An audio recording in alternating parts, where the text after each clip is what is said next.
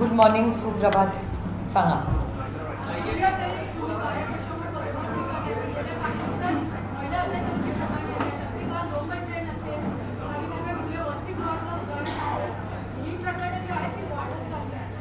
हे अर्थातच महाराष्ट्र सरकार आणि काही भागात केंद्र सरकार हे महिलांच्या बाबतीत अतिशय असंवेदनशील आहे. आज सकाळीच तुम्ही दादाचंही सकाळची प्रेस पाहिली असेल. त्याच्यात दादा महिला सुरक्षिततेबद्दल सविस्तर सकाळीच बोललेले आहेत. आणि दिल्लीमध्ये आपल्या ऑलिम्पिक मेडल्सच्या ज्या पद्धतीने पोलिसांनी ती केस हाताळली, हा पहिला मुद्दा केंद्र सरकारकडून. आणि महाराष्ट्रामध्ये सातत्याने आत्ताच मला त्या मरीन ड्राईव्हला जी केस झाली त्याचे पालक मला भेटले आत्ता. त्यांनी त्यांच्या काही मागण्या दिल्या आहेत. त्याचा फॉलोअप मी पोलीसशी बोलून आत्ता घेतलेला आहे आणि महाराष्ट्र सरकारलाही विनंती करणार आहे त्या बाबतीत पाऊलं लवकर टाकण्याचा.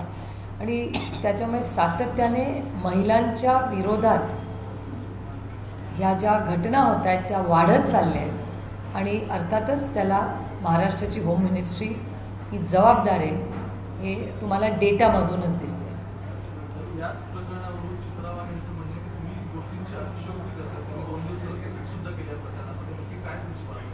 ठीक आहे, नाही म्हणजे माझ्यासाठी तरी अजून लोकशाही आहे. त्याच्यामुळे एखाद्याने कोणी टीका केली तर त्याचा अधिकार आहे माझ्यावर टीका करायचा, कारण का मी लोकशाहीत जगते अजून. काही दिवसांमध्ये सरकारमधले काही गोष्टींचं स्टेक ऑपरेशन एबीपी मागं केलं. काही दिवसांपूर्वी बियाणं 800 रुपयाचं 23 रुपयाला विकलं जात होतं, ती बाब समोर आली. आज कपड्यांची बाब समोर आली आहे. शालेय विद्यार्थ्यांचे जे ड्रेस आहेत त्याच्यामध्ये टक्केवारी मिळते दुकानदारांना, शाळा घेत आहेत. त्यामुळे शाळा विशिष्ट दुकानातून कपडे घेण्यासाठी जबरदस्ती करते पालकांना. महाराष्ट्रामध्ये रॅकेट सध्या नाही, महाराष्ट्रामध्ये बरीच रॅकेट सुरू आहेत. त्याच्या अनेक रॅकेट्सपैकी ही 2 तुम्ही एक्सपोज केली आहेत, त्याबद्दल मी चॅनलचे आभार मानते आणि कौतुकी करते. कारण का एकेका मंत्र्याकडे 10-15 खाती आहेत. जिल्हा परिषदचं इलेक्शन घेतलेलं नाही आहे, कॉर्पोरेशनच्या जागेवर नगरसेवक नाही आहे. त्याच्यामुळे महाराष्ट्रामध्ये महाराष्ट्र नक्की कोण चालवतं आहे? आणि काही सुपरमॅन नाही आहेत ना या जगामध्ये. शेवटी सत्तेचं विकेंद्रीकरण जे चव्हाण साहेबांनी केलं की सत्ता एका ठिकाणी राहू नये फॉर इफेक्टिव्ह मॅनेजमेंट, ते दिसतंय आपल्याला ना. कारण का आज पुण्यासारख्या ठिकाणी शहराचं बघा, एक म्युन्सिपल कमिशनर पुरं शहर चालवतोय. म्हणजे एवढ्या नगरसेवकांचं काम एकच माणूस करतोय. जिल्हा परिषद पूर्ण जिल्हा एकच माणूस चालवतोय. मॅनेजमेंट अशक्य आहे. आणि त्याच्यामुळे सातत्याने सत्ता एकाच ठिकाणी केंद्रित ठेवणं ही अशी दडपशाही म्हणा किंवा लोकशाहीपासून दूर हा देश आणि राज्य चालतंय असं मनात येणारच ना, साहजिक आहे अशा वेळेस.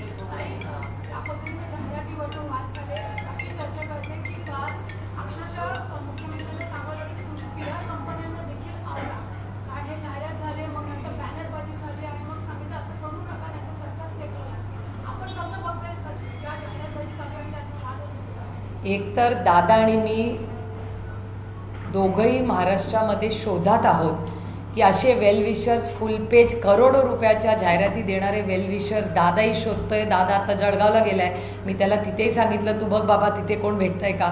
आणि मी पण काल पुणे जिल्ह्यात शोधला, मला काही एवढा मोठा वेलविशर मिळालेला नाही. आज मुंबईत बऱ्याच दिवसांनी आले, त्यामुळे मुंबईत आज मी सगळ्याच सहकाऱ्यांना विनंती करीन व्यासपीठावरच्या की आता आजची आपली मीटिंग झाली की हे वेलविशर्स कोण आहेत. एवढे मोठे लार्ज हार्टेड हे जे आहेत तसे आपल्या पक्षाला पण मिळाले पाहिजेत आणि सगळ्याच पक्षाला मिळावे. आणि चांगलं प्रेसला फुल पेज करोडो रुपयाच्या जाहिराती मिळाल्याच असतील तर it's a win win situation for all. म्हणजे आमचंही भलं होईल आणि तुमचंही भलं होईल.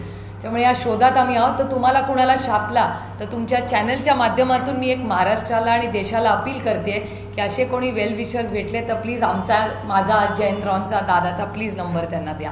हा पहिला मुद्दा. आणि मला असं वाटतं दुर्दैवी आहे, म्हणजे हसण्यावारी आपण नेतोय ठीक आहे, पण खूप जेव्हा तुम्ही विचार करता की जर पक्ष आणि सत्तेत असलेले एवढे मोठे नेते जर जाहिरातीत आणि बॅनरबाजीत अडकत असतील तर या राज्याचं काम कुठल्या दिशेने चाललं आहे. पॉलिसी पॅरालिसिस झालेला या राज्यामध्ये.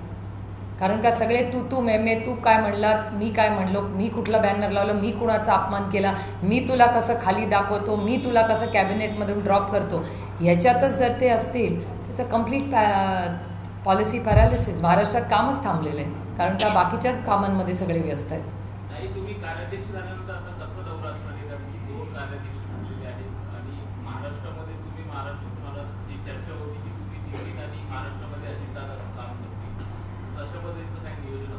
नाही, कामाचं विभाजन हे क्लिअर कट झालेलं आहे आणि महाराष्ट्रात काम म्हणजे माझा मतदारसंघ महाराष्ट्राचा आहे आणि अर्थातच इथे संघटनेची काम जबाबदारी माझ्यावर आलेली आहे. त्याच्यामुळे इथलं पण आणि दिल्लीतली लोकसभा, प्रफुल्लभाई राज्यसभा, त्यामुळे क्लिअर कट कामाचं विभाजन झालेलं आहे. आणि मालावर लोकसभेची सिलेक्टिव्ह ॲम्निशिया लोकांना होतं कधी, किंवा ते पूर्ण नोट नाही वाचली ना, घाईघाईनी वाचली की कन्फ्युजन होतं. त्याच्यामुळे लोकांनी हेही बऱ्याच जणांकडून राहून गेलं आहे की मला लोकसभेची पण जबाबदारी दिली आहे.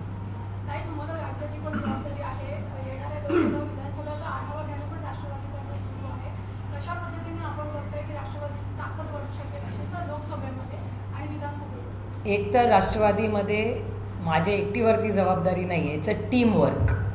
त्याच्यामुळे देशामध्ये सगळीचकडे आम्ही एक टीम म्हणून काम करतो, प्रत्येकाचा रोल जबाबदारी वेगळे. त्याच्यामुळे घरात एक लग्न असलं की एकच माणूस नाही सगळी धावपळ करत, ते प्रत्येकाची वेगवेगळी जबाबदारी असते. त्या पद्धतीने पक्ष म्हणजे कुटुंब म्हणून आम्ही सगळे काम करतो आणि हे काम करत असताना प्रत्येकाची वेगवेगळी जबाबदारी आणि क्लिअर कट रोल्स दिलेले आहेत. आणि अर्थातच लोकसभेची तयारीला राष्ट्रवादी काँग्रेस पक्ष लागलेलीच आहे. अनेक मीटिंग झाल्या आहेत, सविस्तर चर्चा झालेल्या आहेत आणि आमच्यातही होतील आणि महाविकास आघाडीची नंतर ह्या चर्चा घेतल्या जातील.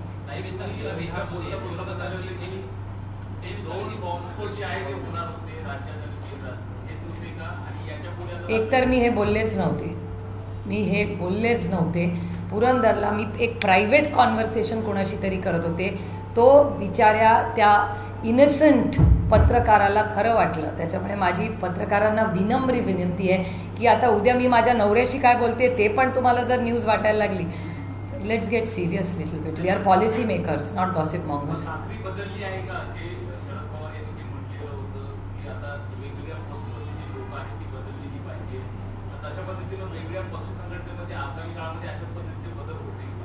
त्याचं उत्तर माझ्याकडे नाही आहे. माझ्याकडे जेवढ्या जबाबदाऱ्या दिल्या आहेत त्याची उत्तरं माझ्याकडे आहेत. बाकीची तुम्हाला आदरणीय पवार साहेबांना विचारावी लागते.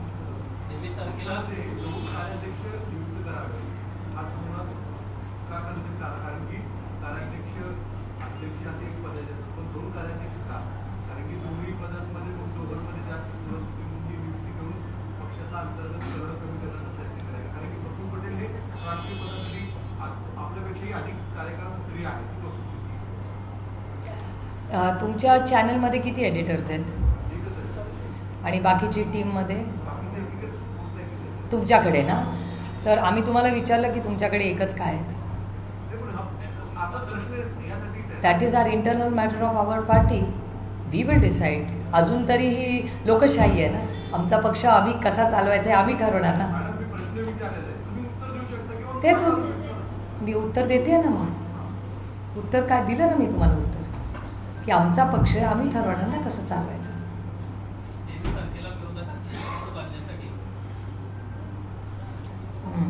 बोला.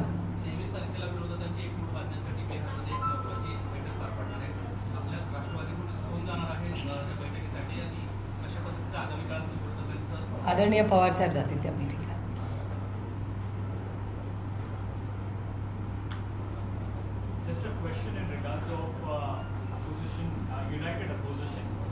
We've seen several raids being carried on the opposition party. We saw pictures from Karnataka as well, wherein MLA was seen crying in fact.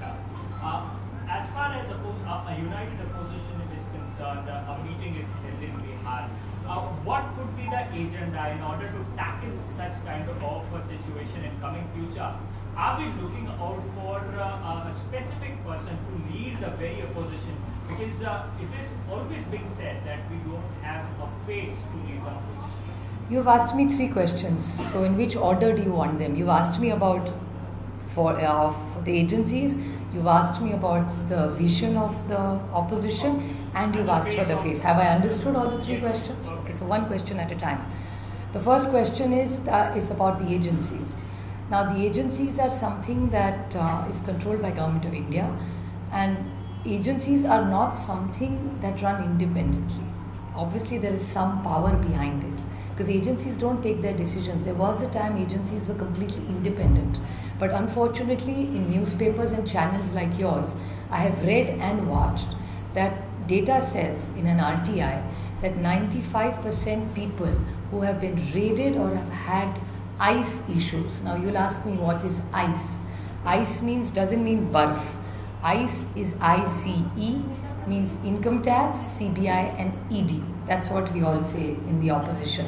That ICE kar diya matlab income tax, CBI or ED ho gaya.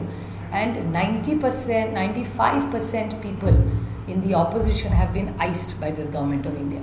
And only 5% are older cases, point number one.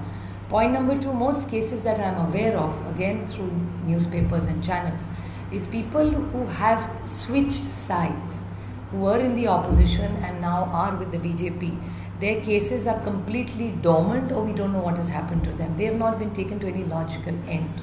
And the third point is that there is a colleague of mine who is from the Pune district, has on record on one of the channels said that now that I am in BJP, I don't have to worry, I sleep, I don't have to worry about ED, CBI or basically ICE. So this is the track record and history of agencies, and it's very unfortunate that agencies are misused like this to scare people. And what happened in Tamil Nadu is absolutely not acceptable. I would even like to thank Mr. Stalin, Stalinji, who took a very strong line yesterday. And I think this is how we all feel, that let it be a level peeling file. Don't use agencies as your front force to scare people, because this is a democracy. And it's unfortunate that there may be very good officers, but what can they do? They also have jobs, so they are forced to take decisions sometimes which are not right. So that's the agency issue. The second is about an united opposition. In a democracy, you must have an opposition. Why should there be no opposition? I mean, that's what India is known globally as, the largest vibrant economy and democracy. Now the economy is not doing well, you don't need me to tell that.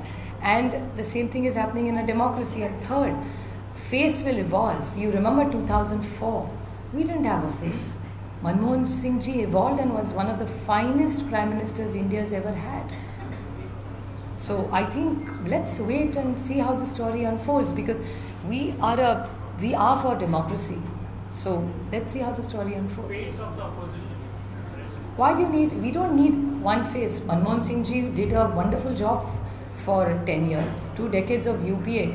The UPA story for 7.5 years was one of finest India's growth story if you look at the economical numbers. It's just that the two scams which actually spoiled India's name. And then what happened after the scams? And India went by the CAG report. Now the same CAG has talked about railways. Why is nobody considering that same CAG? At least in the coal scam and in the 2G scam, there was allegations about money and nothing happened after that. So obviously it was a hypothetical number. It was a notional loss. It was not a loss is what the court order is saying. I'm not saying. We said that in Parliament hundreds of times when we were in power. But now unfortunately, you have seen what has happened in the CAG report for railway security. 288 people have died and 900 are hurt. Who is going to take responsibility of that? Is that not a murder? Is that just an accident? 288 lives are lost. Families are destroyed. Is there no accountability? And the same CAG report is now being ignored, which was Bharatiya Janata Party's favorite logbook. They used to flash the CAG reports in Parliament. So why not the railway CAG report where 288 people have died? Miss, you there in Parliament as well. Now we have love jihad law in several states, specifically with Uttar Pradesh, specifically with Madhya Pradesh.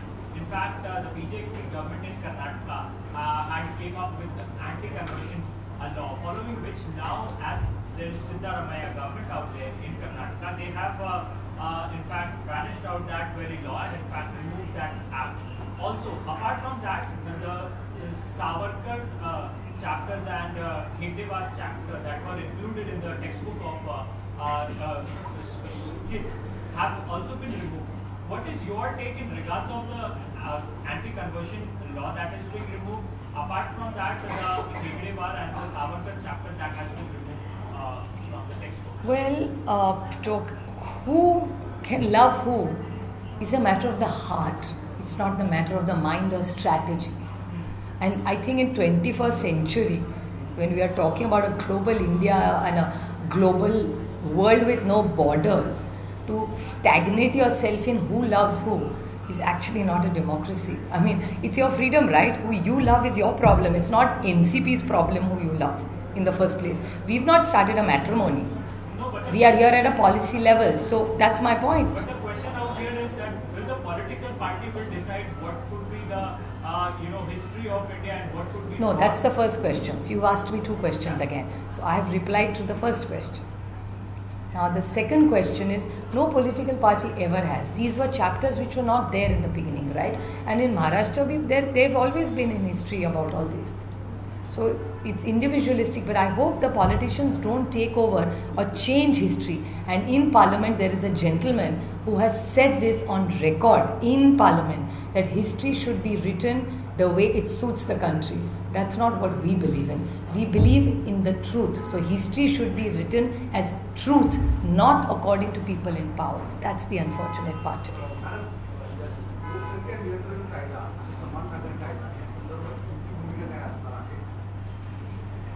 Rashtrawadi Congress पक्ष जे proposal येईल त्या प्रपोजलावर चर्चा होईल पक्षामध्ये, कारण का आता बिल काय सरकार आणणार आहे हे आम्ही वर्तमानपत्रातून वाचतोय आणि वर्तमानपत्रावर आम्ही अर्थातच विश्वास ठेवतो, पण जेव्हा आम्ही पॉलिसी मेकिंगला काम करतो तेव्हा आम्हाला सरकारकडून डॉक्युमेंट आल्यावरच पक्ष एखादी लाईन घेऊ शकेल. त्याच्यामुळे we can't go by hypothetical things. त्याच्यामुळे जेव्हा आमच्याकडे ऑफिशियली बिल येईल, म्हणजे आजच्या लोकसत्तामध्ये सविस्तर त्याचा अग्रलेख आलेला आहे, तर आता हे अग्रलेख आले पण does that mean it's a policy? आम्हाला काहीच सरकारने अजून सांगितलेलं नाही आहे.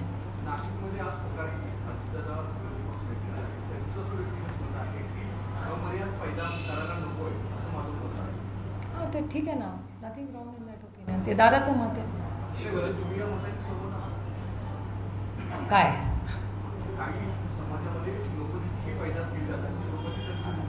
मी तुम्हाला सांगू, मला आता 2च मुलं आहेत. आता माझी दोन्ही मुलं कॉलेजला गेल्यावर वाटतं की मला अजून 2-4 मुलं आलीच तर किती मजा आली असती. घर एवढं मोकळं नसतं. इट्स अन इमोशनल थिंग, नाही का? मोठी होऊन तुम्हाला कळेल, घर मोकळं झाल्यावर असं वाटतं अरे एखादं मूल घरात लहान छान असतं की घरात जरा जिवंतपणा राहतो. It's an emotional thing as a woman, right? We love our children. आता इट्स नॉट पॉसिबल. आता माझ्या आईवडिलांनी एकच केलं तरी मला 2 मुलं झाली ना.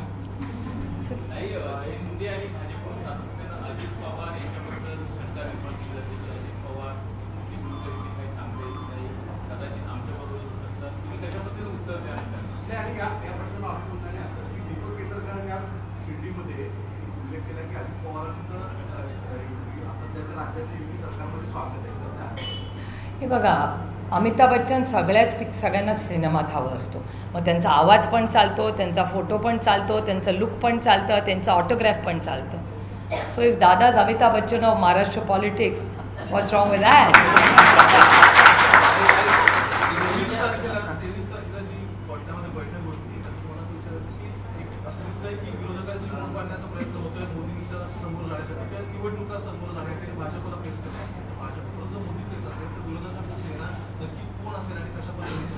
मला असं वाटतं आपण चेहऱ्यापेक्षा पॉलिसीवर का नाही काम करत.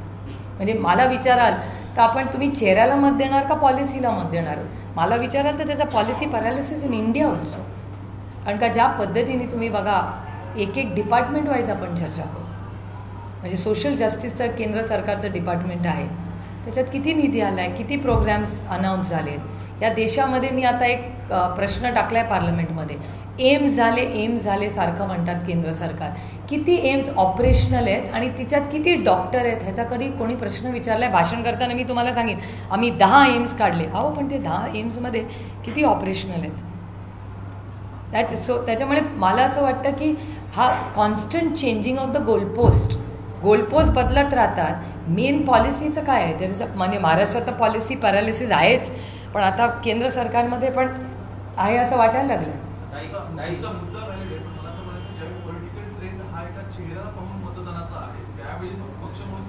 हा ट्रेंड कोण ठरवतं? 2004 आत्ता तर मोदीजी आहेत, तेव्हा ते अटलजी होते.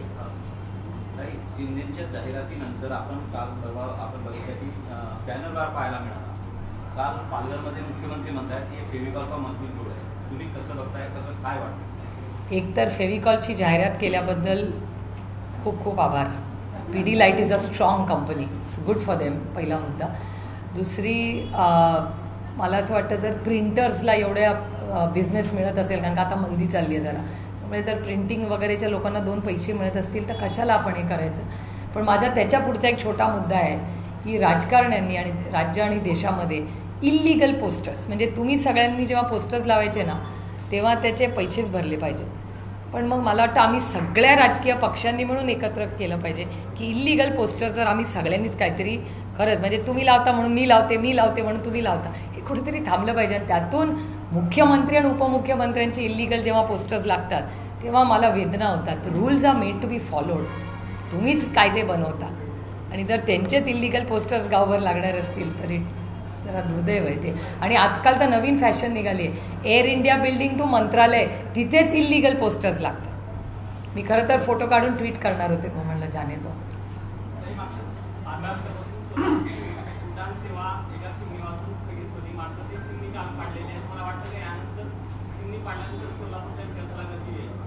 विकास म्हणजे एअरपोर्टला गती येईल, एअरपोर्टला येईल. तुम्ही पोलिसांमध्ये गेला, एक तक्रार दाखल केली, पवार साहेबांबद्दल धमकी आल्या, त्यानंतर बावनकुळेंचं म्हणणं होतं आमचा कार्यकर्ता आहे, कायद्यात सुटण्यासारखं नाही आहे. राष्ट्रवादीवर सतत अटॅक होतात, म्हणजे सोशल मीडियावर असो की केंद्रीय तपास यंत्रणांकडनं असो. पण हे परसेप्शन किंवा आपण या गोष्टींबद्दल तुम्ही कसं जाणार? माझं म्हणणं आहे की आंब्याच्या झाडालाच दगडं मारतात, बाबळीला कोणी दगड मारत नाही. त्याच्यामुळे भारतीय जनता पक्ष आमच्यावरच टीका करणार नाही तर कुणावर करणार.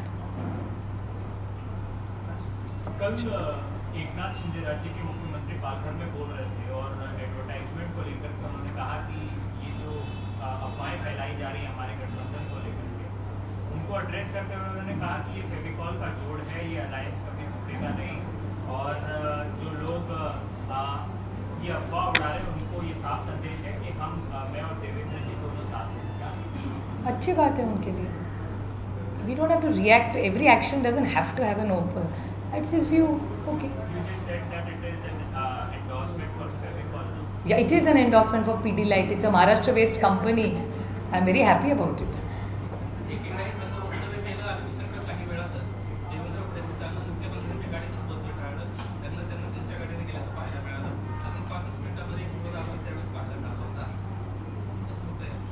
अरे छोडो, पॉलिसी का पूछो यार. आता कोण कोणाच्या गाडीत बसतंय मला काय संबंध त्याचा.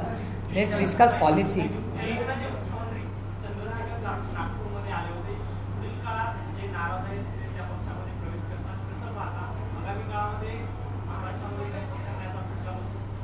म्हणजे मला असं वाटतंय कदाचित माझं असेसमेंट चुकीचंही असू शकेल, पण एकूण ते सगळं वागणं जे दिसतंय कदाचित भारतीय जनता पक्षाची बी टीम आणि अनेक त्यांच्या बी टीम्स महाराष्ट्रात देशात काम करत असतात. असं काय काय होऊ शकतं. We don't know, it's too early to predict. At least 5 people have been killed regarding the violence in Bengal related to the panchayat elections there. What is your reaction to this issue where allegedly both the ruling and the opposition parties have been? Well, to be honest, there has been terrible violence in Mizoram also. So if you ask me, Mizoram is going through an exceptionally challenging time. And for the last 4-5 days, very, very concerning reports are coming from Mizoram. So I think the Home Ministry of India must intervene very quickly because it's a complete failure of law and order from what we're reading in the newspapers or watching on TV. And no proper information. First few days we got a lot of information and suddenly it has stopped. So if you ask me, I'm terribly alarmed, worried and concerned about what is happening in Mizoram, point number 1. And point number 2, I think the government of West Bengal, clearly I'm sure is aware, Mamta Didi is an exceptionally sensitive, empathetic leader. So I'm sure she will lead, she's always led from the front and she'll be very empathetic and sensitive about the law order in her state.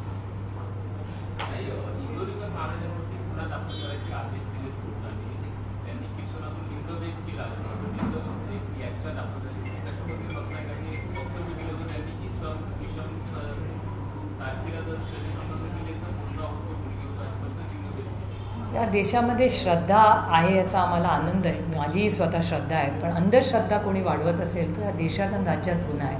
त्याच्यामुळे ह्या गोष्टी कुठेतरी थांबल्या पाहिजेत. आणि माझी पत्रकारांना विनंती राहील, कारण ही गोष्ट मला अरुण जेटलींनी सांगितली होती. अरुणजी जेव्हा हयात होते तेव्हा अरुणजी नेहमी प्रेसला माझ्यासमोरच सांगायचे, सेंट्रल हॉलला किंवा पार्लमेंटमध्ये आम्ही बसलेलो असायचा, की तुम्ही दाखवणं बंद करा म्हणजे या गोष्टी पसरणं बंद करतील. त्याच्यामुळे काही गोष्टींमध्ये we are all on the same side. आणि अरुणजींचे शब्द मला नेहमी अशा गोष्टी झाल्या की आठवतात की अरे आज अरुणजी असते तर अरुणजी नक्की हे बोलले असते. Thank you very much. आई भवानीचा गजर म्हणजे 24 तास.